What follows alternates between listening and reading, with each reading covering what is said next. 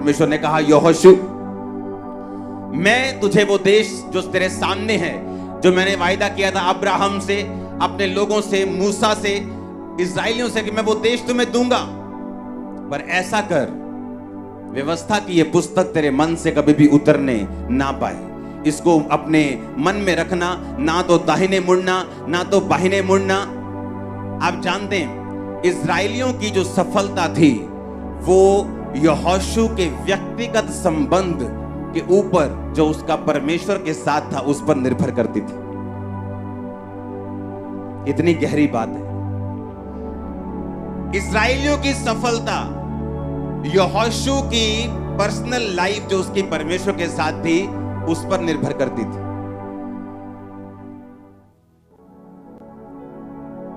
और लोग बोलते किसी भी चर्च में चले जाओ, कोई फर्क नहीं। परमेश्वर ने कहा, यहोशू, ये लोग जो मेरे हैं, मैं उनको कनान में लेके जाऊंगा, जहां दूध और शहद की नदियां बहती हैं, पर तू अपने व्यक्तिगत संबंध जो मेरे साथ हैं उन्हें मजबूत कर ले। और तुम मेरे साथ अपने संबंध को मजबूत कर, ना तो दाहिने मुड़ना, ना बाहिने मुड़ना। और व्यवस्था की ये पुस्तक तेरे मन से कभी उतरे ना, इसको पूरा करना। तेरा मन कच्चा ना हो, हियाव बांधकर दृढ़ हो जा, और तू उस देश का अधिकारी जो मैंने इनसे वायदा किया है, तू इनको कर देगा, पर तेरे पर्सनल रिलेशनशिप मेरे साथ होने चाहिए। जब आपका पर्सनल रिलेशन परमेश्वर के साथ है, उसका असर आपके परिवार पे होगा, उसका असर आपके फाइनेंस पे होगा, उसका असर आपके रिलेटिव्स पे होगा, आपके मोहल्ले पे होगा, आपके नगर पे होगा। आपको मालूम है कि नहीं? जब आपका रिलेशन परमेश्वर के साथ है, उसका असर सब जगह होगा।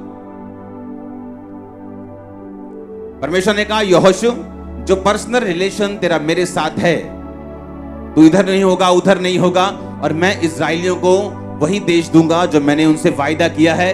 तू इनकी अगुवाई कर, जैसा मैं मूसा के संग था वैसा मैं तेरे संग रहूंगा। हालेलुया। उनकी सफलता इस्राएलियों की यहोशू के व्यक्तिगत संबंध जो उसके परमेश्वर के साथ होने थे, उस पर निर्भर करती थी। अपने पड़ोसी से पूछो, तेरे परमेश्वर के साथ संबंध कैसे हैं? पूछो अपने पड़ोसी से फिर से, बोलो, प्रभु के साथ रिश्ता कैसा है? थोड़ा ऊंचा नीचा हो रखा है कि सीधा सीधा है? हालेलुया। जितना रास्ता सीधा होगा उतना हम ही सीधा चलेंगे, और जितना हम टेढ़ा मेढ़ा रखेंगे उतना हम ही झुटकोले खाएंगे। परमेश्वर ने कहा, तू उस देश का अधिकारी इनको कर देगा, पर मैं तुझसे कहता हूं, व्यवस्था की पुस्तक से ना दाहिने मुड़ना, ना बाहिने मुड़ना। दिन रात अपना ध्यान इन्हीं पे लगाए रखना। Hallelujah, hallelujah.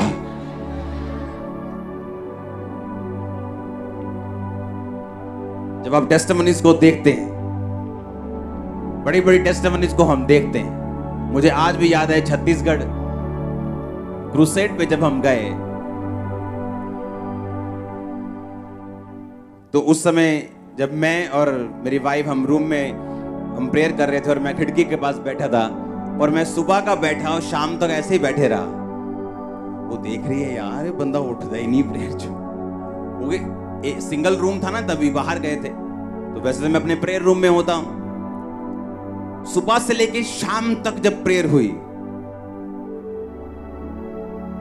सुनो मेरी बात, मुझे इंग्लैंड में लोग लेने आए, आपको चलना है, आपको ये मार्केट जाना है, वो जब क्रूसेड हुआ, मैं किसी जगह नहीं गया और सीधा वापस। यार ये कैसी लाइफ। लेकिन जब लोग मिरेकल्स को देखते हैं, कामों को देखते हैं, उन्हें मालूम होता है कि जो अगुए की लाइफ है वो आम लोगों की जैसे नहीं। अगर वो वैसी लाइफ जिएंगे जो आम लोग जी रहे हैं, तो उनकी लाइफ में फिर रिजल्ट भी वैसा ही होगा जैसा आम लोगों की लाइफ में। अगर आपने बड़ा स्टैंड लिया परमेश्वर के लिए, तो फल बड़ा है। आपने थोड़ा लिया तो फल थोड़ा है। आपने ज्यादा गुड़ डाला तो चाय मीठी है, नहीं डाला तो फीकी है, तो सीधी बात है। हालेलुया। और जब क्रूसेड पे शाम को लोग टेस्टिमनीज दे रहे थे, ये मैं पागल था, किसी को रेबीज थी, किसी को कुत्ते की तरह भौंकते थे, बच्चा ऐसा था, रेबीज थी, वो हील हुआ, डिलीवरेंस हुई, हीलिंग हुई, ब्लाइंड, ये वो सब, व्हील चेयर्स।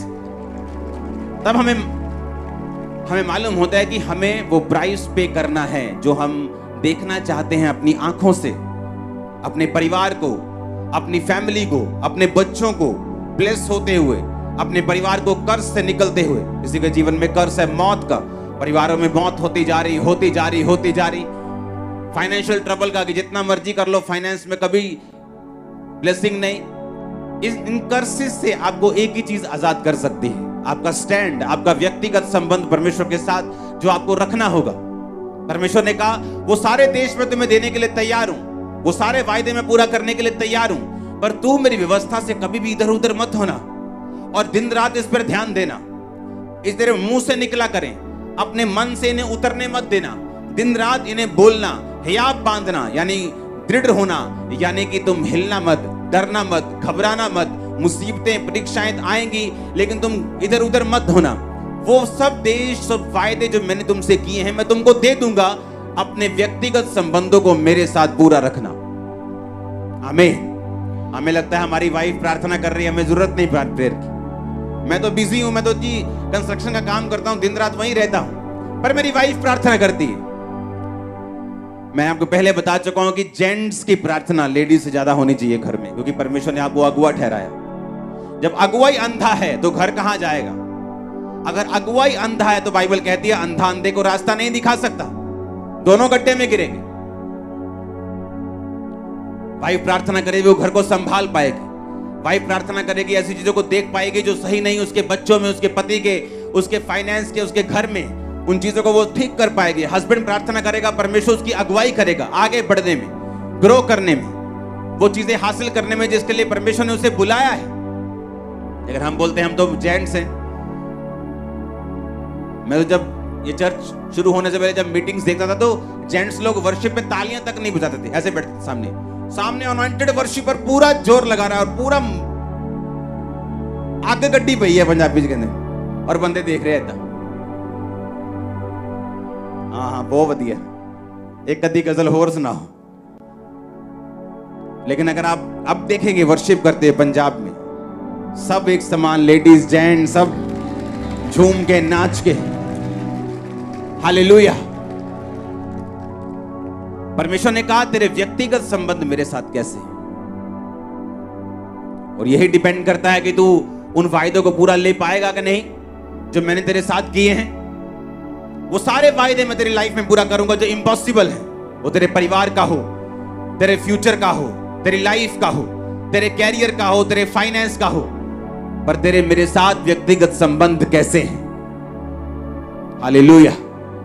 या तो आप परमेश्वर को अपना प्रथम स्थान दे दो, या सिगरेट को दे दो, या टीवी को दे दो, या शराब को दे दो, या तंबाकू को दे दो, या व्यभिचार को दे दो, या फेसबुक को दे दो, या परमेश्वर को दे दो, तो या यूट्यूब को दे दो, या सारा दिन मोबाइल में लगे रहो, या परमेश्वर के साथ बातें करने में लगे रहो।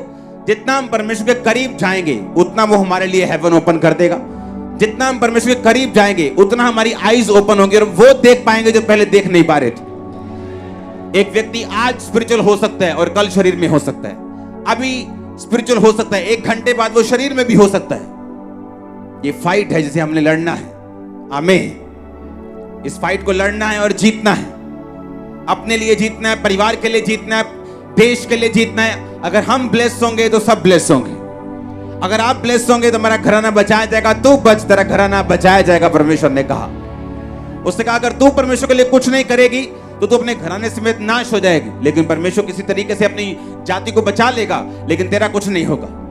जब परमेश्वर आपको बोलता है ये नहीं करना, वो नहीं करना, ये करना है, वो करना है, तो इसका मकसद परमेश्वर नहीं, इसका मकसद आप लोग ही हैं, इसका मकसद आपका परिवार ही है, इसका मकसद आपका फाइनेंस, आपका फ्यूचर, जिसे परमेश्वर देखना चाहता है एक लेवल पे, वो ही है। ग्रेस को ग्रहण करो आज खुदा के साथ चलने की। हर एक अनहोली, अनगॉडली, और वो चीज जो शैतानी लाइफ से आउट हो अभी यीशु के नाम में। हर वो चीज जो पाप से उत्पन्न हुई आपकी लाइफ में, आपको झगड़ा हुआ है, होली गोस्ट फायर आपके सिरों पे आई यीशु मसीह के सामर्थी नाम में। आमीन हो जाए बरकत आपकी चर्च। Hallelujah, hallelujah.